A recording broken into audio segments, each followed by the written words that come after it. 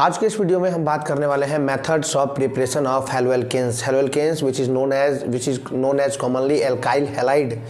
Alkyl halide जिसका common name है और IUPAC नेम है हेलोएल्केन्स। आज के इस वीडियो में हम उसके बनाने की विधि के बारे में चर्चा करेंगे।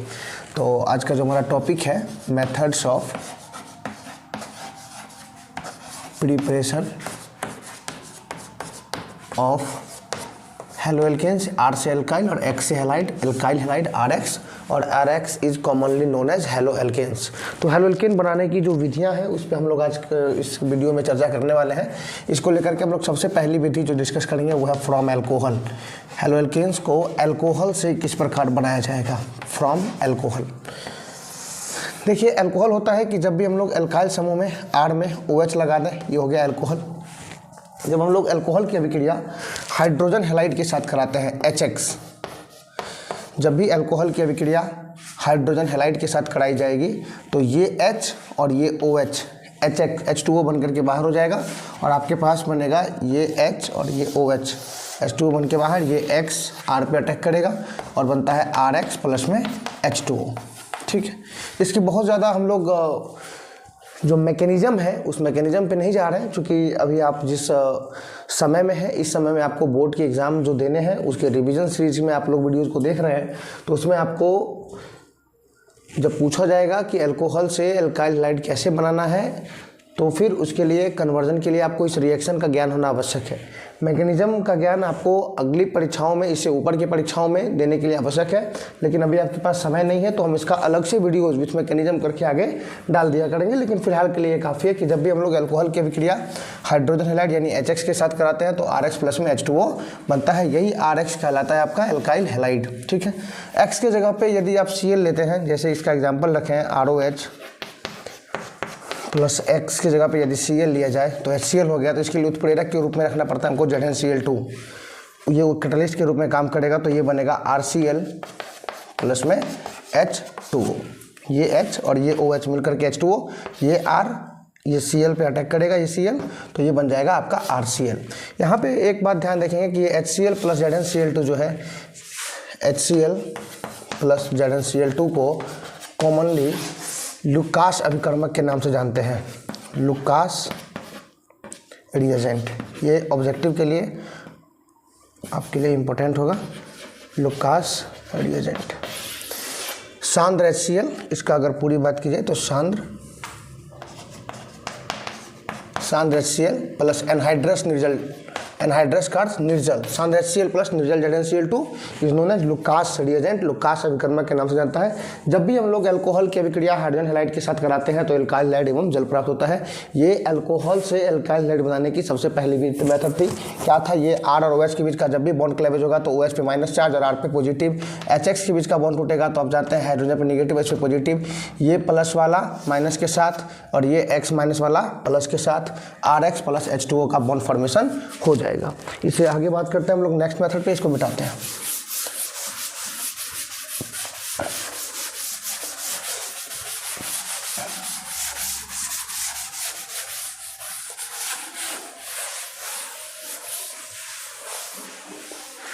अब देखेंगे आगे फ्रॉम एल्कोहल में ही जो हमारा दूसरा तरीका हो सकता है। इसी का अगर और एग्जांपल की बात की जाए तो जैसे ROH है, इसमें और ज़्यादा इंपॉर्टेंट कैसे क्वेश्चन आ सकता है कि जैसे ये दे देगा, यहाँ पे लिख देगा लुकास रिएजेंट, लुकास रिएजेंट से इसकी अभिक्रिया करवाइए। यदि ऐसा होगा तो लुकास रिएजेंट अभी जस्ट हमने बताया कि HCl और ZnCl2 दोनों को मिला करके कंबाइंड रूप से लुकास अभिकर्मक कहते हैं। तो ये लुकास रिएजेंट लिखने का अर्थ हो गया कि यहाँ पे आप समझ लें कि ZnCl2 है और प्लस में HCl है, तो ये HCl और ये OH, तो ये OH से ये H खत्म यानी H2O बन के बाहर और ये Cl चला जाएगा R पे तो RCl बन जाएगा। इसके अलावा और क्या दे सकता है, इसके अलावा आपके पास क्वेश्चन आ सकते हैं सोडियम आयोडाइड NaI और नीचे रखेगा H3PO4 फॉस्फोरिक एसिड और NaI। जब इन दोनों की उपस्थिति आएगी तो देखिए पहले ये और ये आपस में अभिक्रिया करते हैं तो ये प्रोडक्ट बनाते हैं NaI प्लस में H3PO4। तो NaI प्लस H3PO4 आपस में बना लेते हैं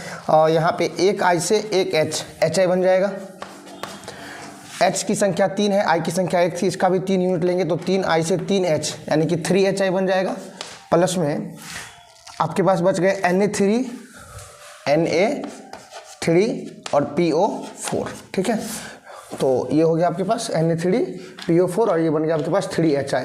अब यहाँ इस NaI और H3PO4 के वजह से, इस NaI और इस H3PO4 के वजह से जो आपको HI मिल रहा है, इसमें से वही HI जब आक्रमण करेगा इस अल्कोहल पे, तो ये H और ये OH मिलकर के H2O बन के बाहर। अब इस R पे कौन आ जाएगा, I आ जाएगा। तो इसका फाइनली जो प्रोडक्ट बनेगा RI प्लस में H2O। तो ऐसी परिस्थिति में रिएक्शंस को अगर आपको मतलब समझना है तो आप ऐसे इजीली निकाल सकते हैं। यहाँ पे यदि आप हैलोजन देख रहे हैं तो इसी हैलोजन का यहाँ पे हाइड्रोजन हैलाइड बना लेंगे और उस हाइड्रोजन हैलाइड के साथ हम लोग इस OH की अभिक्रिया करा देंगे, अल्कोहल की अभिक्रिया करा देंगे, तो एल्काइल हैलाइड हमें प्राप्त हो जाएगा, ठीक है। इससे इसमें और थोड़ा सा अगर और इससे आगे देखा जाए तो और क्वेश्चन आ क्या सकते हैं बताते हैं अभी।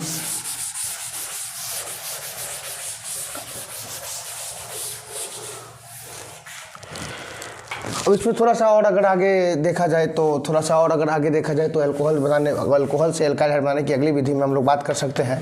जब हम लोग अल्कोहल की अभिक्रिया थायोनिल क्लोराइड के साथ कराते हैं, SOCl2 के साथ। थायोनिल क्लोराइड का फॉर्मूला होता है SOCl2 और इसकी संरचना होती है H double bond O Cl और फिर से Cl, ठीक है। तो SOCl2 के साथ जब इसकी अभिक्रिया करवाते हैं तो रिएक्शन तो होता है कि RCl, जो कि यहाँ पे Cl है, प्लस में बनता है आपके पास SO2 सल्फर डाइऑक्साइड और प्लस में ये हो गया HCl। ये इसका फाइनल प्रोडक्ट बनता है। ये एक H से एक Cl गायब हो जाता है, एक H से एक Cl बनता है, एक Cl से एक RCl बनता है और SO और ये O मिला करके SO2 बनता है। इस प्रकार से आपका एल्काइल क्लोराइड का निर्माण होता है। एक सेकेंड, ठीक है। एल्काइल क्लोराइड का निर्माण होता है। यदि इसके मैकेनिज्म की बात करें कि अभिक्रियाएं कैसी होती है तो हमने पहले ही कहा कि मैकेनिज्म को लेकर के हम लोग अलग से वीडियोस बना देंगे, लेकिन चलिए फिर भी बता देते हैं। इसमें क्या होता है कि जो अल्कोहल है ROH, इसके जैसे मान लेते हैं क्वेश्चन है CH3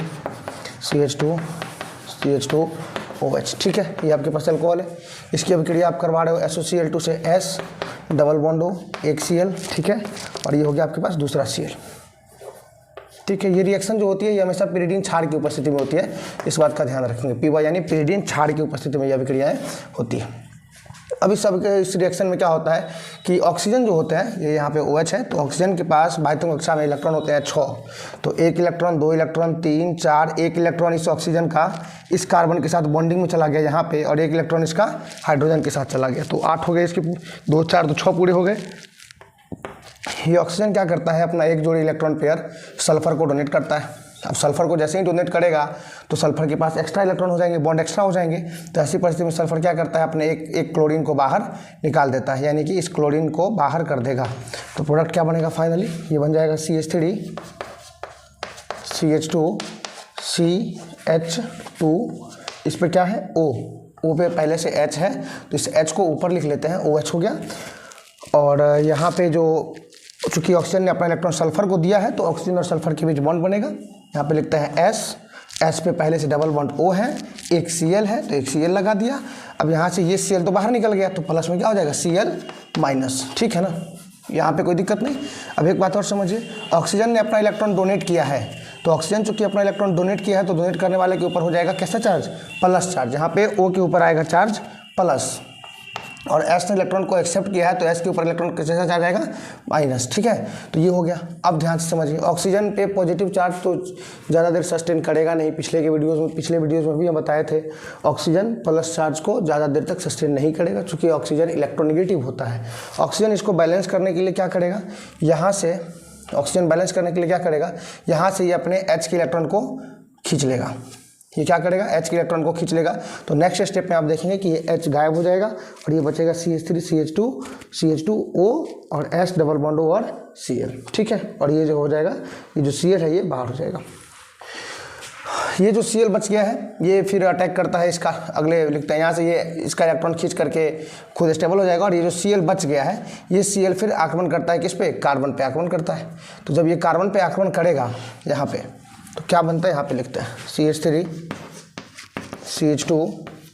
CH2 ये O है, इसका H हमने बताया था कि वो इलेक्ट्रॉन खींच लिया तो वो चला गया। यहाँ पे बच गया S डबल बॉन्ड में O है, एक Cl था ही इसके पास, और इस पर जो Cl ये आक्रमण जब करेगा तो जब ये Cl इस पर आक्रमण करेगा तो क्या होगा, इसके वजह से होगा क्या कि कार्बन का और ऑक्सीजन का बॉन्ड क्या हो जाएगा, यहाँ से टूट जाएगा। वो Cl है, उस Cl को हम यहीं पे लिखते हैं, Cl माइनस जो था वो बचा हुआ, ये यहाँ पे अब आगमन कर रहा है, अप्रोच कर रहा है। जब ये अप्रोच करेगा पीछे से, क्योंकि ये SN2 रिएक्शन मैकेनिज्म को फॉलो करता है, तो ये आगमन पीछे से ही करेगा। तो जब ये पीछे से आगमन करेगा तो फिर क्या होगा, कार्बन ऑक्सीजन के बीच का बॉन्ड टूटेगा, इस वजह से कार्बन पर एक इलेक्ट्रॉन आएगा। यहाँ से Cl और सल्फर के बीच का बॉन्ड टूटेगा, इस वजह से इसका एक सीट खाली होगा और ये दोनों आपस में इलेक्ट्रॉन को शेयरिंग करके ये S और O के बीच एक इलेक्ट्रॉन बॉन्ड का शेयरिंग होगा, एक बॉन्ड बन जाएगा, SO2 बन जाएगा और यहाँ से Cl बाहर हो जाएगा। तो लिखते हैं आगे क्या बनेगा प्रोडक्ट, फाइनल प्रोडक्ट हमारा बनेगा CH3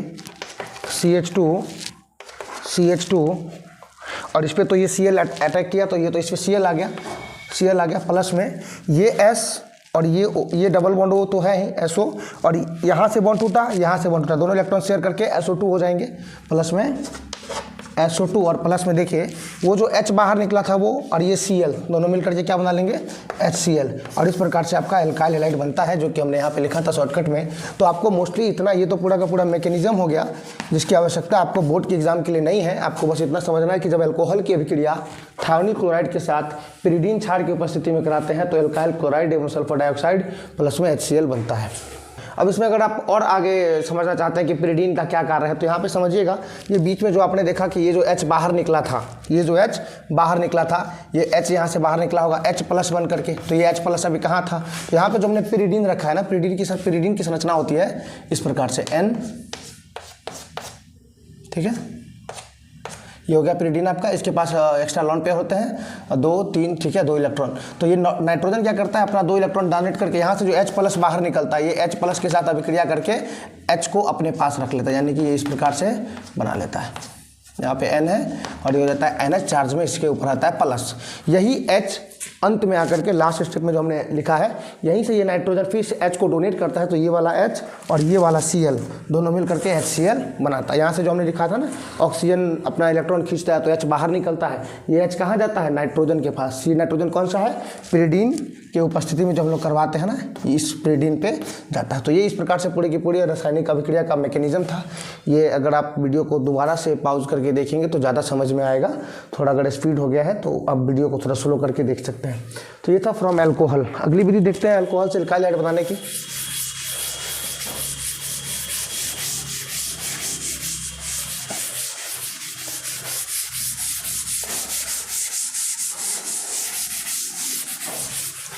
अगला है reaction with PX3 and PX5। लिखते हैं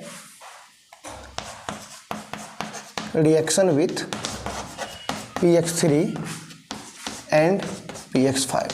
जब भी अल्कोहल की अभिक्रिया हम लोग फास्फोरस ट्राइहैलाइड एवं फास्फोरस पेंटाहैलाइड के साथ कराते हैं तो अल्कोहल बनता है, तो एल्काइल हैलाइड बनता है। कैसे, तो देखिए ये रहा आपके पास ROH अल्कोहल, इसकी अभिक्रिया जब हम PX5 के साथ कराते हैं, PX5 यानी फास्फोरस पेंटाहैलाइड, 5 यानी पेंटा, तो क्या होगा कि एक H से एक X बनता है।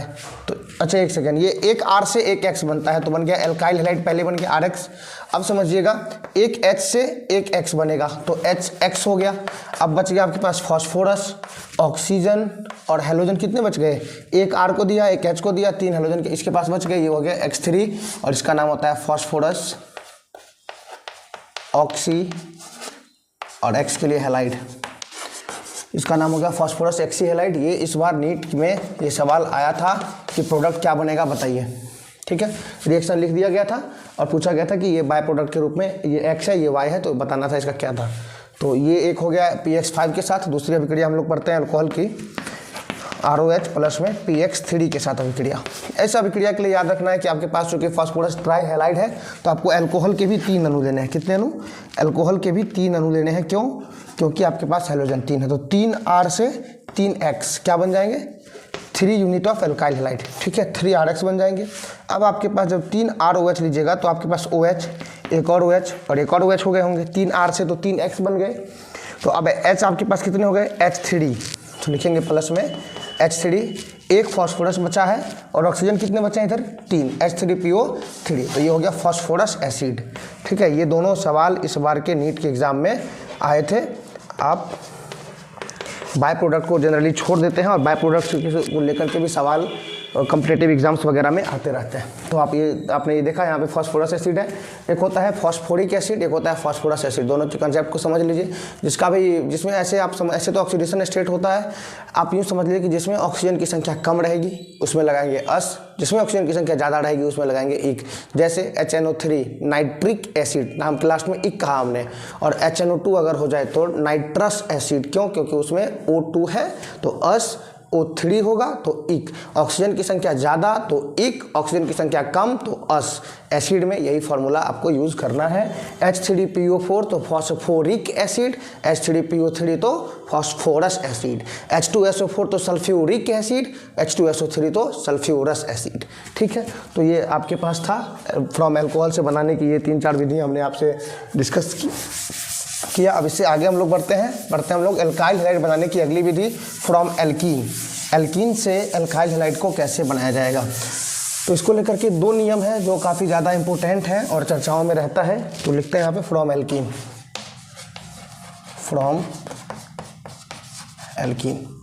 आशा करते हैं कि आप लोगों ने इस चैप्टर को एक बार ऑलरेडी पढ़ लिया होगा।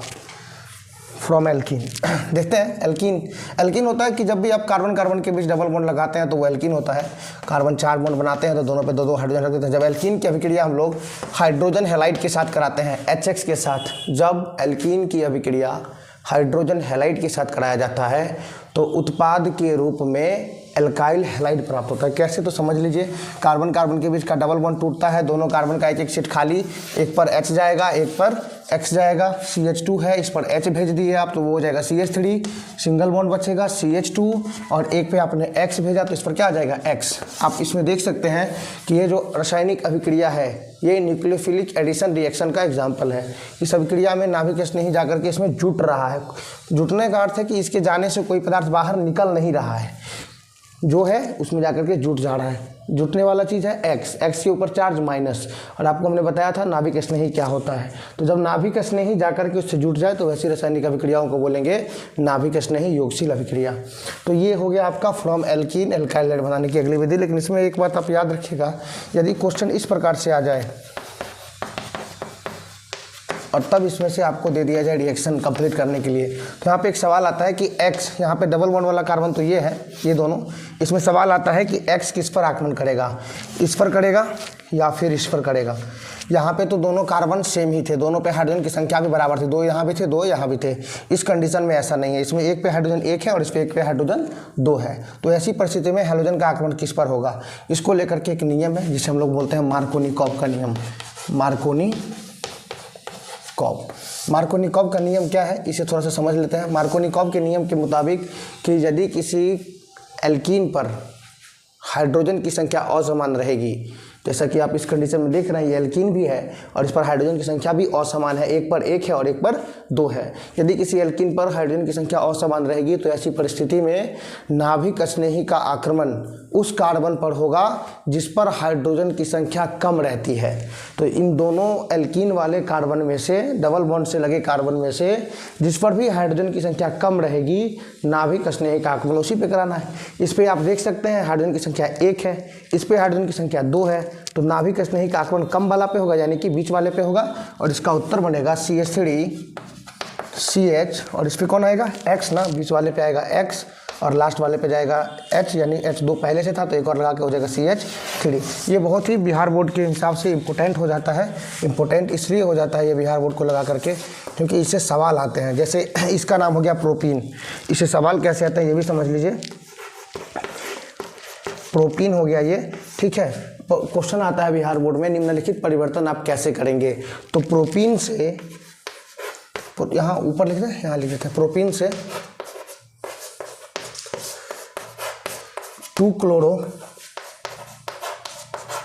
2-क्लोरोप्रोपेन कैसे बनाएंगे। प्रोपीन से 2-क्लोरोप्रोपेन कैसे बनाएंगे। ऐसे प्रश्नों को हल करने के लिए आपको एल्कीन वाला मेथड, प्रोपीन है तो एल्कीन है, मार्कोनिकॉव नियम के मुताबिक नाभिक स्नेही का आक्रमण उस कार्बन पे होगा जहाँ हाइड्रोजन की संख्या कम है, तो वो ऑटोमेटिक आक्रमण होगा दूसरे नंबर कार्बन पे और बन जाएगा 2। यहाँ पे हैलोजन लगाया हमने, आप यहाँ पे क्लोरो लगा देंगे एक्स के जगह पे तो बन जाएगा 2-क्लोरोप्रोपेन। इसका एक उल्टा भी होता है एंटी मार्कोनिकॉव का नियम। तो एंटी मार्कोनिकॉव के नियम को भी थोड़ा सा समझ लेते हैं, वो भी जरूरी है। उसका अगला मेथड आ जाता है बनाने की, इसको मिटाते हैं फ्रॉम एल्कीन। तो आपने देखा इसमें कि एल्कीन से कैसे बनता है। अब जब भी एल्कीन की अभिक्रिया हाइड्रोजन हैलाइड के साथ कराएंगे तो उससे एल्काइल हैलाइड प्राप्त होता है। आपने आशा ये करते हैं कि आपने ऑलरेडी इसे पढ़ा होगा, इसलिए इसमें बहुत ज़्यादा समय नहीं दे रहे हैं। आप चाहेंगे तो पार्ट बाय पार्ट करके हर एक रिएक्शन का हम अलग से मैकेनिज्म के साथ वीडियोज अपलोड कर रहेंगे, जैसा कि हम कर भी रहे हैं। 2 वीडियोज़ हमने ऑलरेडी उस पर अपलोड किया है रिएक्शन वाइज। ये पूरा का पूरा है, ये एक रिवीजन वीडियो दे रहे हैं उन बच्चों के लिए जो क्लासेस वगैरह में सीखते हैं लेकिन बाद में फिर समय के साथ जिस क्लास तक तो समझ पाते हैं फिर बाद में भूल जाते हैं, तो उनको एक रिवीजन हो जाए उनके लिए हम ये वीडियोज़ अपलोड कर रहे हैं। बाकी अगर नए बच्चे भी देख रहे हैं तो उनके लिए भी मोर देन सफिशिएंट ही नॉलेजेबल है +2 इंटरमीडिएट साइंस के लिए। तो इसमें हम अगला मेथड जो हम लोग देखने वाले थे उसका नाम था पेरोक्साइड इफेक्ट। पेरोक्साइड इफेक्ट ये क्या होता है समझिए। पेरोक्साइड इफेक्ट को, ठीक है, इसमें देखिए जब हम लोग एल्कीन की अभिक्रिया, ये एल्कीन है, जब हम लोग एल्कीन की अभिक्रिया हाइड्रोजन हैलाइड के साथ कराते हैं और इस बार पेरोक्साइड इफेक्ट में एक बात फिक्स होता है कि हैलोजन हमेशा Br ही होता है। जब हम लोग पेरोक्साइड इफेक्ट पढ़ते हैं तो उसमें हैलोजन के रूप में हमेशा Br ही लेते हैं। जब हम लोग एल्कीन की अभिक्रिया हाइड्रोजन ब्रोमाइड के, तो अब हैलाइड की जगह पे ब्रोमाइड ही कह देंगे, हाइड्रोजन ब्रोमाइड के साथ कराते हैं किसकी उपस्थिति में, पेरोक्साइड की उपस्थिति में।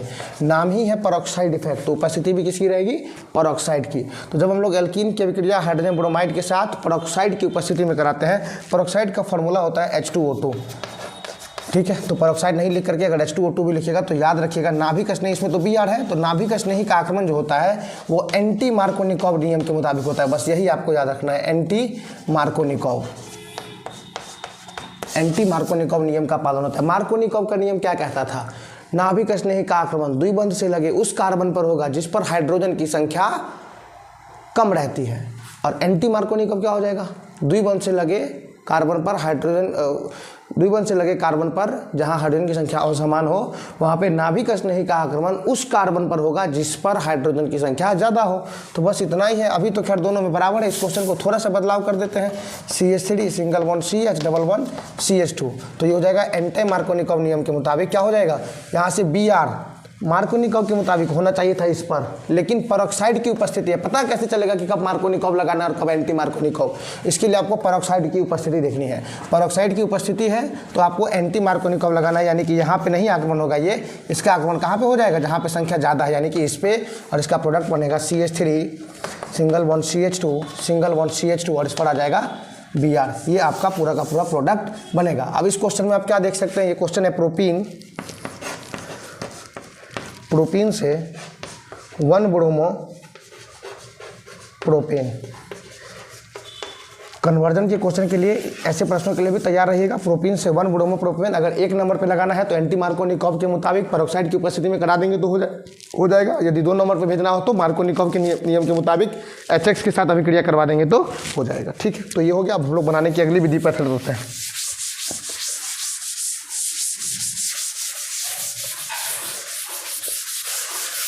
बनाने की अगली विधि है फिंकलिस्टीन अभिक्रिया, जिसे हमने ऑलरेडी चर्चा कर ही रखा है पिछले वीडियोस में। आप जरा उसे, इससे अलग एक वीडियो हमने 4-5 मिनट का रखा है, आप चाहें तो उसे जा करके देख सकते हैं। फिंकलिस्टीन रिएक्शन, ठीक है। इसे एक और नाम से जानते हैं halide exchange reaction, halide exchange reaction. तो ये इसका दूसरा नाम होता है हैलोजन विनिमय अभिक्रिया। इसके मुताबिक क्या होता है, जब एल्काइल हैलाइड, जहाँ पे X के रूप में क्लोरो या ब्रोमो ले सकते हैं, आयोडो नहीं लेंगे, फ्लोरो क्यों नहीं लेंगे, वो हमने अलग वीडियो बनाया इसका, एक स्पेशल फिंकलिस्टीन अभिक्रिया, इसी चैनल पे आप जाके देख लीजिएगा। इसकी अभिक्रिया जब हम लोग एसीटोन में घुलित सोडियम आयोडाइड के साथ कराते हैं, एसीटोन में घुलित सोडियम आयोडाइड के साथ कराते हैं तो हैलाइड का एक्सचेंज होता है। एक्सचेंज मतलब ट्रांसफ़र, है ना, ये इसके पास चला जाएगा और ये इसका हाइड्रोजन इसके पास आ जाएगा, तो प्रोडक्ट क्या बनेगा, इसका X गया Na के पास, तो क्या बन जाएगा NaX, और प्लस में R पर कौन आ गया I, क्या बन जाएगा Ri। ये आपका मेन प्रोडक्ट है, एल्काइल आयोडाइड प्राप्त हो जाता है। ये है आपका फिंकलिस्टीन अभिक्रिया। ठीक है, एक और अभिक्रिया ऐसा ही होता है, इसको बोलते हैं स्वार्ज रिएक्शन। स्वार्ज रिएक्शन, स्वार्ज रिएक्शन में क्या होता है, स्वार्ज रिएक्शन में क्या होता है, स्वार्ज रिएक्शन का है कि जब भी हम लोग एल्काइल हैलाइड की अभिक्रिया मेटेलिक फ्लोराइड के साथ कराते हैं, किसके साथ कराते हैं, मेटेलिक फ्लोराइड, यहाँ पे लिख देता है मेटेलिक फ्लोराइड। ठीक है, धातु के साथ अगर कोई फ्लोराइड है तो वही हो जाएगा मेटेलिक फ्लोराइड, नहीं तो मेटेलिक फ्लोराइड, जैसे सिल्वर धातु है, इसके साथ फ्लोराइड लगा दिया AgF। मरकरी धातु है मर्क्यूरस के साथ फ्लोराइड लगा, मर्क्यूरस फ्लोराइड हो गया, नहीं तो ये सब हो गया। एल्काइल हैलाइड की अभिक्रिया ये सिल्वर फ्लोराइड के साथ जब करवाएंगे तो इसमें भी हैलाइड का एक्सचेंज होगा, इसका हैलोजन इसके ऊपर, इसका हैलोजन इसके ऊपर आ जाएगा, क्या बन जाएगा R पर आ जाएगा F, R के पास आ गया F प्लस में AgX। तो ये आपका मेन प्रोडक्ट प्राप्त हो गया, इसका नाम है क्या, एल्काइल फ्लोराइड। तो हैलोएल्केन्स बनाने की इतनी सारी विधियों को हमने चर्चा किया है। एक मेथड और हम लोग आज चर्चा कर लेते हैं, हुन्स-डीकर रिएक्शन।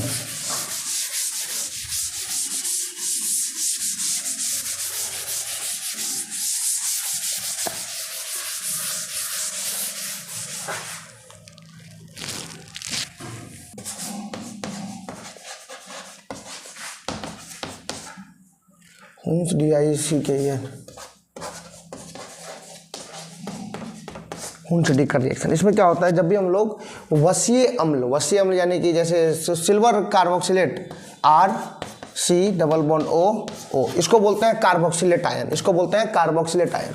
इसके ऊपर कोई भी धातु लगा दे, आप सोडियम लगा दीजिएगा तो सोडियम कार्बोक्सिलेट हो जाएगा, सिल्वर लगा दीजिएगा तो सिल्वर कार्बोक्सिलेट हो जाएगा। तो इस अभिक्रिया में हमको पढ़ना है सिल्वर कार्बोक्सिलेट। जब हम लोग सिल्वर कार्बोक्सिलेट की अभिक्रिया ब्रोमीन मॉलिक्यूल के साथ कार्बन टेट्राक्लोराइड की उपस्थिति में कराते हैं तो इसका प्रोडक्ट बनता है, ये जो Br2 है ये ब्रोमीन मॉलिक्यूल में टूटेगा, Br और Br में, एक Br से एक Ag, क्या बन जाएगा AgBr बनेगा, प्लस में और क्या बनेगा, देखिए ये O क्यों, ठीक है, ये बन जाएगा CO2, यहाँ से गैस बाहर होता है CO2, और एक R और एक Br, क्या बना लेता है RBr। तो आपका यहाँ से एल्काइल ब्रोमाइड प्राप्त होता है। यदि इसके मैकेनिज्म की बात की जाए तो इसका मैकेनिज्म ऐसा होता है कि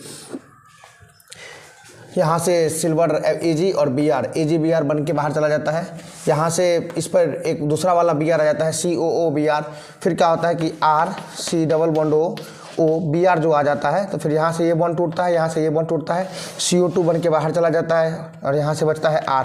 ठीक है, ये R फ्री रेडिकल और ये Br फ्री रेडिकल, फिर ये दोनों मिलकर से क्या बना लेते हैं RBr। तो ये इस प्रकार से होता है। कार्बन टेट्राक्लोराइड की उपस्थिति में ये बॉन्ड क्लेवेजेस वगैरह होते हैं, इसलिए कार्बन टेट्राक्लोराइड की उपस्थिति रखते हैं। ये फ्री रेडिकल अभिक्रिया का एक टाइप है, हालांकि हायर एजुकेशन में ऐसा लिखा गया है, ध्यान रखिएगा, फ्री रेडिकल रिएक्शन के मुताबिक इसको पढ़ते हैं इंटरमीडिएट तक, लेकिन हायर रिएक्शंस में, हायर क्लासेस के बुक्स वगैरह में ये स्पष्ट है कि हुन्स-डीकर रिएक्शन के टाइप का जानकारी अभी तक नहीं है, इसके मैकेनिज्म को लेकर के क्लैरिटी अभी तक नहीं है, लेकिन फिर भी जो है वो हमने आपसे बता दिया है। ये हुन्स-डीकर मेथड के द्वारा आप एल्काइल ब्रोमाइड प्राप्त कर सकते हैं। तो आज के वीडियो में बस इतना ही, फिर मिलेंगे